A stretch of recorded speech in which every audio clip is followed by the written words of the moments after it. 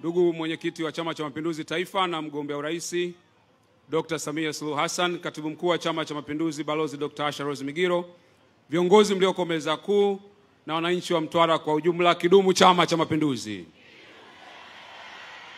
Ndugu mgombea, naitwa Joel Arthur Nanauka na mimi ni mgombea ubunge katika jimbo la Mtwara mjini. Katika jimbo letu yako mambo mengi uliyotufanyia ambayo tuna sababu ya kukushukuru, lakini nitachagua machache ambayo kwa sehemu kubwa yamebadilisha maisha yetu na kuboresha huduma katika mji wetu. Tarehe 15 Septemba 2023 ulitutembelea, na baada ya kukuambia changamoto kubwa tulizonazo hasa katika eneo la ajira, wanawake pamoja na vijana, uliagiza korosho zipite katika bandari ya Mtwara. Ndugu mgombea, ningependa kushukuru kwa uamuzi huu, kwa sababu tangu uamuzi huu umefanyika kuna mafanikio makubwa tumeyapata. Kwanza kabisa, manispaa yetu imeweza kuingiza zaidi ya bilioni 3.3 katika muda wa miaka miwili. Na pesa hizo zimetuwezesha kufanya miradi zaidi ya 44 ambayo imeajiri watu na kuboresha huduma katika jimbo letu. Lakini kama hiyo haitoshi, takwimu zinatuonyesha zaidi ya vijana na kina mama 3900 wameajiriwa kupitia shughuli mbalimbali ambazo zinafanyika kupitia kusafirisha korosho katika bandari ya Mtwara. Tunakushukuru sana kwa uamuzi huo na kujali maisha yetu. Lakini ndugu mgombea, eneo la pili, tumekuwa na changamoto kubwa katika mji wetu kwenye eneo la miundombinu. Kabla hujaingia madarakani, TARURA walikuwa wanapata bilioni 1.7.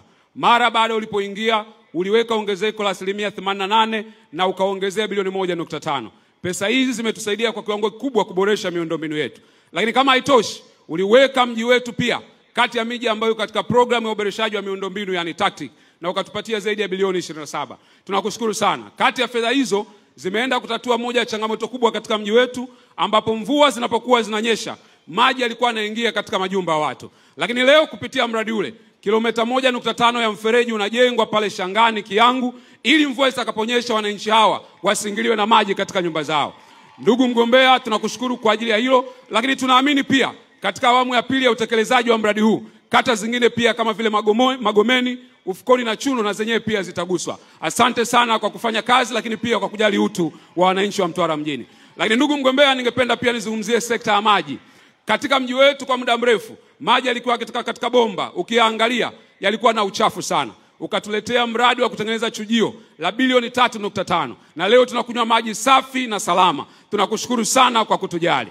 Na kama hiyo haitoshi, uliamua kufanya marekebisho makubwa ya miundombinu, kwa sababu miundombinu mingi ilikuwa imechakaa katika jimbo letu. Ukatupatia zaidi ya bilioni 19, na hivi ninavyozungumza kilomita 60 ambazo zilikuwa zinatakiwa zitandazwe mabomba, kilomita 53 tayari zimetandazwa mabomba, na inaashiria mgao wa maji katika mji wetu utakuwa ni historia. Tunashukuru sana kwa kutujali.